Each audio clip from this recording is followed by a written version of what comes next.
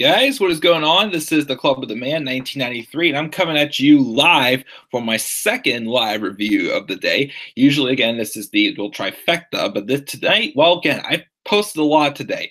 I've had my WrestleMania announcement that I'm attending WrestleMania 35 in person on April 7th, 2019, which I will be in section 126, row 23, seat 4 at MetLife Stadium in East Rutherford, New Jersey, and I look forward to going for sure. Of course, my Daniel Bryan turn alert on his heel turn last night, which we'll just talk about a little bit more tomorrow when we do my Survivor Series preview and predictions. But tonight, we have 205 Live talk about the NXT, and then before I go to bed, I'll do my NXT Takeover War Games 2 preview and predictions. Of course, if I'm not tired, I may stay up a little bit longer and try to get the next level Hitler to Ninth Gate done because I haven't been able to play any video games since Sunday night because I've had a really busy week so far, guys. But I'm still here, bright and dandy. So let's get right to it. So we got Swifty Nathan McNarrow 7 joining us live. What's up, man? Thank you for joining us. But we're going to talk about 205 Live, which overall I thought was not a bad show. We had 3 matches on the show. We had a segment leading up to, I kind of put you in suspense, like, oh crap, like maybe the match may not happen on Survivor Series, but we'll talk about that show, which I do like how I did that. A couple backstage pros with that. We had another kind of like a tag team squash match, but it was effective. And we had a really good main event, I thought, in my opinion. But we'll get all into this. We got Swifty Nathan McNarrow 7 in the live chat. So let's dig in and see what we got here for tonight. So the show opened up as always with Drake Maverick, of course, hyping us up as always, talking about the match between Buddy Murphy and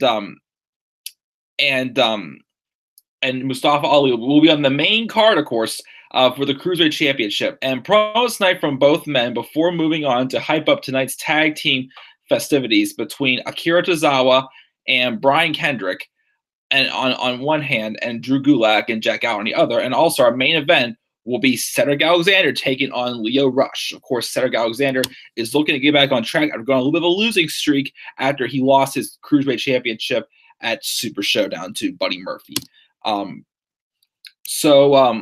We get that. We get an interview backstage about the show between Akira Tozawa and Brian Kendrick on how they're going to work together tonight. And then Tozawa thanks for a long beat and leaves without saying anything. And Kendrick leaves seconds later. We didn't have the match. It was Akira Tozawa and Brian Kendrick taking on Drew Gulak and gentleman Jack Gallagher. Of course, again, there was just the random breakup. Well, randomly having Drew Gulak and Jack Gallagher pretty much push Brian Kendrick within their alliance several weeks ago, and of course Kendrick saved Tozawa. Of course, Tozawa and Kendrick have a history, guys. They did mention not too bad of a tag match for the most part, I thought. The interesting part that came towards the end where there was a miscommunication, and Gallagher and Tozawa kind of run into each other and whatnot, and because of the miscommunication, Gulak blindsides them after Gulak hits a folding press on Akira Tozawa to get the victory. And of course, it looked like a little bit afterwards, Kendrick and Tozawa were a little, obviously, talking about, the miscommunication and whatnot. So I don't know where this is going from here. I mean, I'm not sure how many more matches we're going to be having between them. I mean, I haven't seen too many so far, but obviously they even mentioned here how Brian Kendrick is disappointed with Jack Gallagher, his former buddy, but he's infuriated though with Drew Gulak, saying he was the one driving the wedge between us. So I don't know where this is going to lead me. Eventually, we're probably going to be getting a match between Brian Kendrick and Drew Gulak, but we'll just have to wait and see. So not a bad tag match. A little about the show, I felt, for the most part. We didn't have now this was interesting. This, of course, got me on my toes. Drake Maverick, for the first time in a while, we actually see a weigh-in. As we have a weigh-in for Mustafa Ali and Buddy Murphy in order to be able to compete in the match on Sunday. Now, there was earlier this year, Buddy Murphy was originally supposed to face Cedric Alexander at the Greatest Royal Rumble for the Cruiserweight Championship, but I think it was like a week and a half before the pay-per-view. Buddy Murphy failed his weigh-in.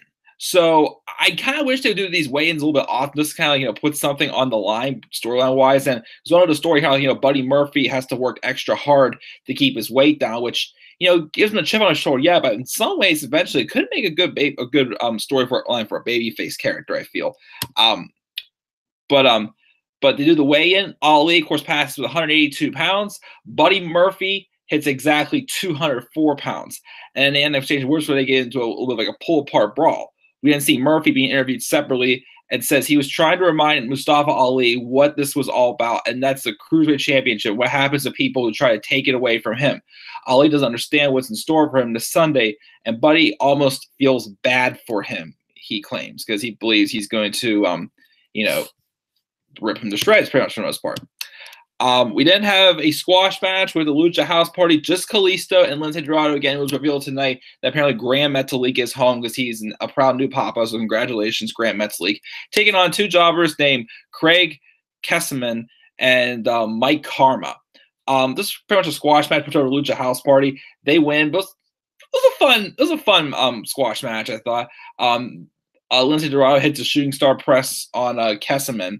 And afterwards, we see Maria Kanellis, looking good as always, appearing on this Titantron to congratulate them on their win, tell them to enjoy their win while they can. They still have business with her husband, Mike Kanellis, and TJP, and they let them off the hook since Graham Metalik wasn't here tonight. And they don't want to make examples of anyone more than once.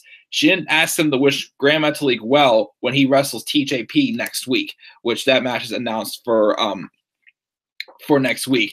And I kind of like this promo because I feel like, of course, to see how Mike and Maria Kanellis were doing almost absolutely nothing since they returned since Maria came back to WWE and Mike debuted WWE at Money in the Bank in 2017, but they did absolutely nothing with them other than a feud with Sami Zayn that went absolutely nowhere, and then he's just been jobbing out on Raw ever since, and it only lasted 3 seconds in the Greatest Royal Rumble. Boring, but when Maria and Mike came to WWE, when Maria came back, it kind of like it was going to be, I think, where Maria kind of wears the pants in the relationship pretty much, and like this segment kind of made me think that okay, Maria Kanellis is obviously doing all the talking for Mike and also TJP, since they both have a common enemy right now.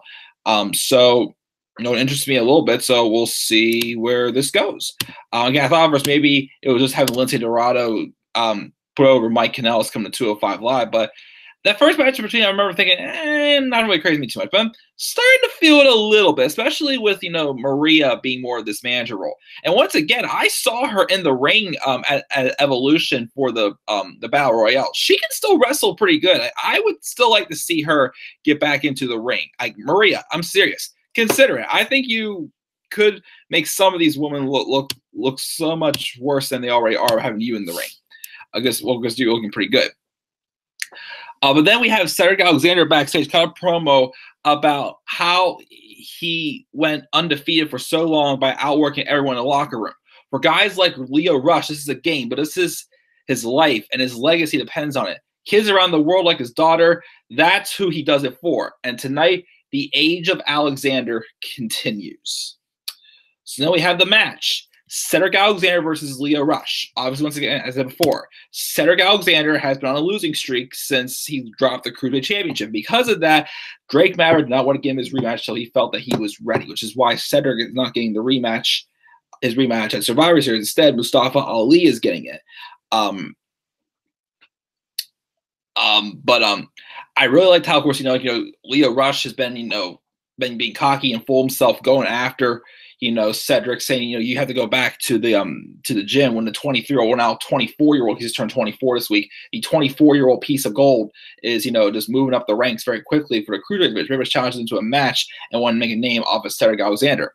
Leo Rush, of course, being just, the cocky and the trash talker that he is, though, was just bull crapping on him a lot throughout this match. Like, you could hear inside the ring what these two are saying. And you know what? Here and there, it actually is not a bad idea to listen to what they're saying inside the ring, because you're really starting to feel like you're more closer to the match than you think.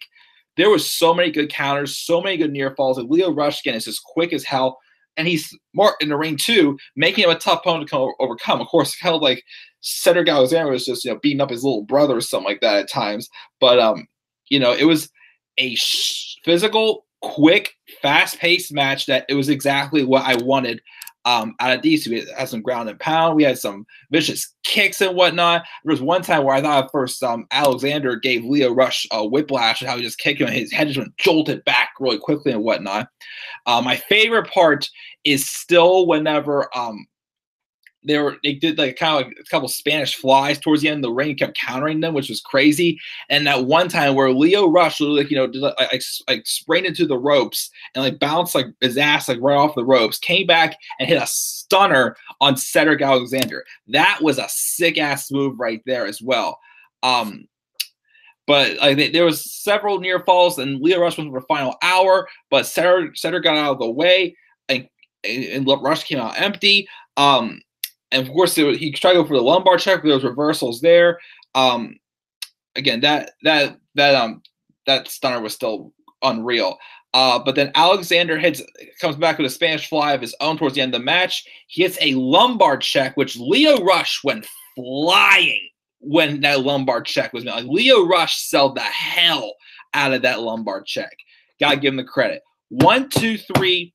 Lio Rush is now 7-1, which is okay with me. He didn't have to be a guy who had to be undefeated all the way to get in the Cruiserweight Championship. But, of course, this was his first real test. So, obviously, you don't want to, obviously rush someone into the main event scene pretty quickly. But obviously, Cedric Alexander is getting his rematch at some point since he got back on winning tracks, having a hell of a match with Lio Rush. Of course, also coming times during the match, you hear Alexander like, okay, you got something, but, you're not going to stop me from proving that I'm better than you and whatnot.